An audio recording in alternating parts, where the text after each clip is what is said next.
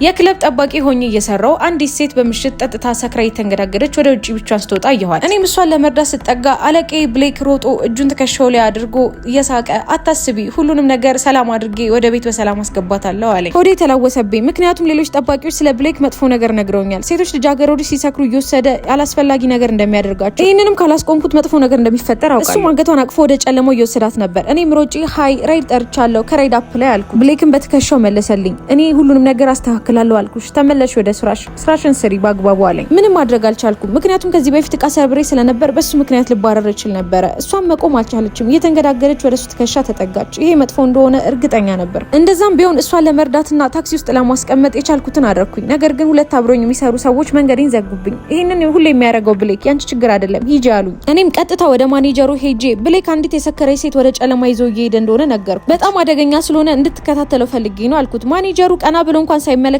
ከገባሽ 2 ሳምንትሽ ነው፣ ክለቡ እንዴት እንደሚሰራ እየነገርሽ ነው፣ ተባረሻል፣ ውጪ ብሎ አባረረ። ከክለቡም ወጣሁኝ። ብሌክ የሚያደርገው ነገር ለመመልከት ወደ ጨለማው ስመለከት ላያቸው አልቻልኩኝም። አሁን ስራዬን አጥቻለሁ፣ ምንም ማጣው ነገር የለም በማለት ያለኋት እኔ ብቻ ስለሆንኩኝ እየሮጥኩኝ ወደ ጨለማው ሄድኩኝ። ነገር ግን ከርቀት ጩኸት ተሰማኝ። ወደ ቦታውም እየተጠጋው ሲሄድ 2 ጨለማ ነገሮች ይታዩኛል። ነገር ግን ምን እየተፈጠረ እንደሆነ ለማወቅ አልቻልኩም። መጥፎ እንደሆነ ብቻ አውቃለሁ። ልቤ ይመታል። ወደዛም እየተጠጋው ሲሄድ መንቀጥቀጥ ጀመርኩኝ። ምክንያቱም ያየሁትን ማመን አልቻልኩኝም። ብሌክ መሬቱ ላይ ወድቆ ይንቀጠቀጣል። እሷም እሱ ላይ ቆማ በሽጉጥ እያስፈራራችሁ ነበር። ከጃኬቷ ውስጥም አንድ መለያ አውጥታ እኔ መርማሪ ፖሊስ ነኝ ስትል ተናገረ። አንተን ለመመርመር የተላኩኝ ነኝ እንዳትንቀሳቀሳለች። ሌክን በመንቀጥቀጥ በፍራቻ እየተመለከታት ከየት መጡ ሳንል 2 ሰዎች መጥተው እጁን በካቴና አስረው ያዙት።